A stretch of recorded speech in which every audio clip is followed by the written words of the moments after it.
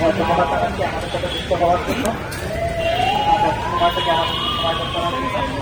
আমি উপস্থিতিকে অনুরোধ করবো আপনারা যদি এখানে বসে পড়েন তাহলে ভালো হয়, কারণ আমি কিছু কথা বলতে চাই আপনাদের সাথে ট্রাইব্যুনাল নিয়ে, বিচার প্রক্রিয়া নিয়ে এবং ট্রাইব্যুনাল বিচার প্রক্রিয়া এবং সাংবাদিককে মোকাবেলা নিয়ে আমাদের মধ্যে অনেক ইনফরমেশন এবং নলেজ জ্ঞান আছে।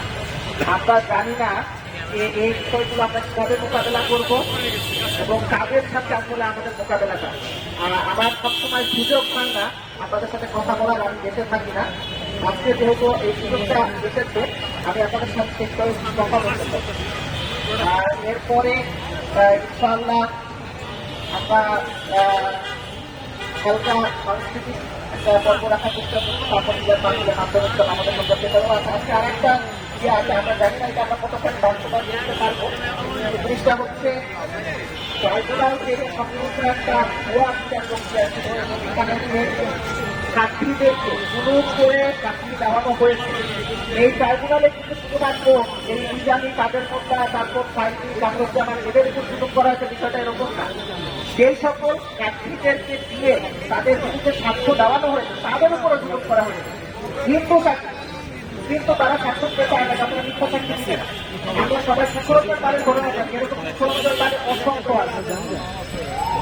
এদের অনেকে তাদেরকে যে ধরুন মারপিট করা হয়েছে সেই কমে নিয়েছে, সেই থেকে আর্থিকভাবে তাদেরকে রাখা হয়েছে, জোর করে সাক্ষ্য নেওয়া হয়েছে এবং তারা অনেকে ওরার দিনকে শুনছে না পর্যন্ত যে একটা হত্যাকাণ্ডের সাথে তাদেরকে মুক্ত করে দেওয়া হচ্ছে।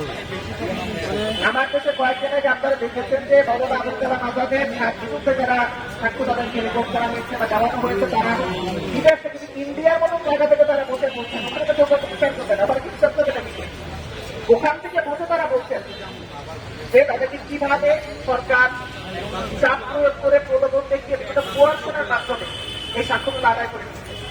আজকে আমরা এরকম আমাদের একজন ভাই যুক্তরাষ্ট্রে আছে, ওনার তত্ত্বাবধানে আমরা এরকম চেষ্টা করেছি ইত্যাদির একজন প্রদীপ কুমার দেব,